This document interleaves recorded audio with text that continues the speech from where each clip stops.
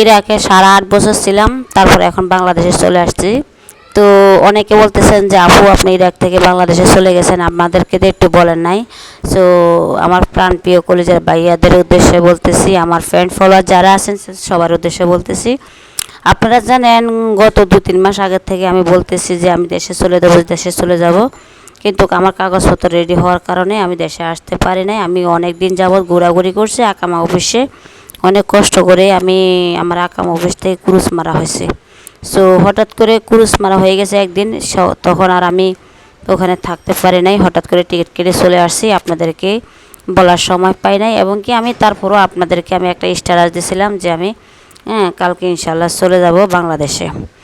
অনেকে দেখতে পারছেন, আবার অনেকে দেখতে পারেন না। সো আমি ভিডিও দিতে পারি না, সেক্ষেত্রে কেউ দেখতে পারে নাই। সো আমি এয়ারপোর্টে এসে একটা ভিডিও দিয়েছিলাম, সো সবাই দেখে নাই, তার জন্য অনেকে বাংলাদেশে আসার পরে কমেন্ট করছেন। সো যাই হোক, আমি সব কিছু রেডি নিয়ে হয়ে আসছি, এয়ারপোর্টে চলে আসছি। এই দেখতেছেন এয়ারপোর্টে আইসা ব্যাগ ট্যাগ সবগুলো এখনও চেকিং হয় নাই, এইভাবে রাখছি আর কি, চেকিং হবে কিছুক্ষণ পরে।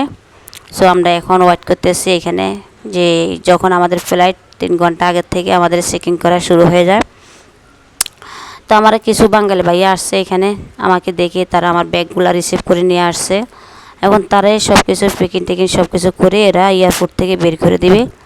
আর আমি তাদের উপরে ভরসা করে দিয়ে দিলাম আর কি, যেহেতু আমার দেশের লোক, এলাকার লোক। আমাকে বলতেছে যে আপু আপনি এখানে বসেন, আমি বসে আছি, যে আপনার কিছু করতে হবে না, তো আপনি এখানে থাকেন। যাই হোক, আলহামদুলিল্লাহ ওরা আমাকে যথেষ্ট পরিমাণ সম্মান করছে। আমাদের বাংলাদেশে ভাইয়ারা যারা এয়ারপোর্টে কাজ করেন, আমরা দেশি মানুষ হিসাবে আমাদেরকে অনেকটা সম্মান করছে, অনেকটা সম্মান পাইছি। টাকা 2 টাকা বেশি দেইয়া কম পাই, কিন্তু তাদের কাছে আমি একটা সম্মান পেয়েছি। তারা আমার ব্যাগগুলো একদম রাস্তা থেকে এনে ভিতরে ঢুকাইয়া একদম গাটে উঠে গুছাইয়া একদম মাইপে টাইপে 1 কেজি কমাই নাই। আমি আরও ভুলে বাসা অনেকগুলো কাপড় চোপড় রেখে আসছিলাম, যদি জানতাম যেরকম হবে তাহলে সবগুলো নিয়ে আসতাম। তো যাই হোক, এখন আমি এয়ারপোর্টে ঘোরাঘুরি করতেছি, যেহেতু এয়ারপোর্টটায় আসছি, আমি একজন কন্টেন্ট ভিডিও করি, আর আমার ভিডিও করে অভ্যাস আছে, যে আপনারা জানেন আমি একজন টিকটক করি, আবার আমি কন্টেন্ট ভিডিও করি। আমি যেখানে যাই সেখানে ভিডিও করি। এখানে একটা সুন্দর একটা সিনারি আছে, দেখেন পিছনে কি সুন্দর একটা ফুল, দেখেন এই ফুলটার পিছনে সবাই দেখি আস্তে আস্তে একটা একটা করে ভিডিও করতেছে।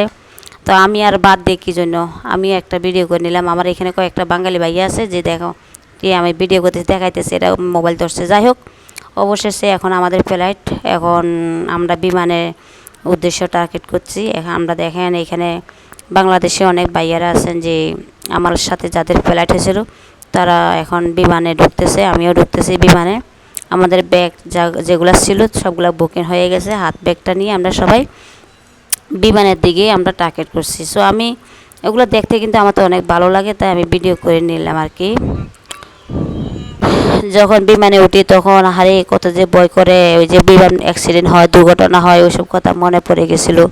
কিন্তু আমি বিমানে ওঠার পরে সিট খুঁজে বাড়ি করার পরে আমি যখন সিটে বসছিলাম, তখন আমার চোখ দিয়ে পানি বেরিয়ে এসেছিলো। আমি আল্লাহর নাম নিতে নিতে নিতে মানে আল্লাহর দোয়া পড়তে পড়তে আমার গলার পানি শুকিয়ে গেছে। তো বিমানের ভিতরে যে অত কিছু আছে আমার জানা ছিল না। তো আমি যেহেতু ভিডিও করে, আপনারা জানেন আমি বিমানের ভিতরে যত কিছু যেখানে আছে একটু একটু করে ভিডিও করে রাখছি, যেহেতু আমি একজন কন্টেন্ট ভিডিও করি। আমার এগুলো আপনাদের সাথে শেয়ার করব, যেহেতু আপনারা আমার ভিডিওগুলো দেখতে পারেন, এবং কি আমি যে এয়ারপোর্টে কোন বিমান দিয়ে গেছি এটা দেখতে পারেন, চিনতে পারেন। সেই ক্ষেত্রে আমি একটা ভিডিও করে নিলাম, আর আমার ভিডিওর দেওয়াটাই পছন্দ আপনাদের কাছে। তো যাই হোক, এখন বিমানে বসে আছিলাম, আমার সাথে একটা পাকিস্তানি ভাইয়া বসে আছে, আমি বাঙালি ভাইয়া পাই নাই, উনি বসে আছে, উনি যাবে পাকিস্তানের দুবাই থেকে। তো যাই হোক, অনেক রাস্তা হয়ে গেছে, আমরা চলে আসছি, বিমান উঠে গেছে। এখন আমি একটু দুবাই থেকে অর্ধেক বিমান ওঠার পরে দেখতেছি এখানে অনেক রাস্তা চলে আসার পরে অনেক দূর থেকে আমি একটা ভিডিও করলাম, যে আমরা ইরাকের থেকে বিমানটা অনেক উপরে উঠে গেল। তো আমি জুম করে ভিডিওটা নিলাম, দেখেন কতটুকু উপরে উঠে গেছে বিমানটা, বাড়িঘরগুলো একদম ছোট ছোট দেখা যাইতেছে, কি যে ভালো লাগে। তো যাই হোক,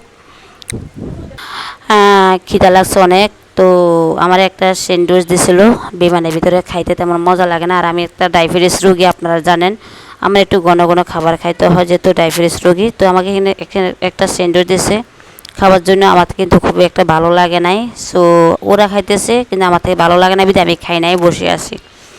তো তো এখন দেখতেছেন আমার খাবার টাবার হয় নাই, আমি এভাবে বসে আছি বিমানে। তো যাই হোক, ভিডিওটা কেমন হয়েছে অবশ্যই একটা কমেন্ট করে জানাবেন। আল্লাহ হাফেজ, বাই বাই।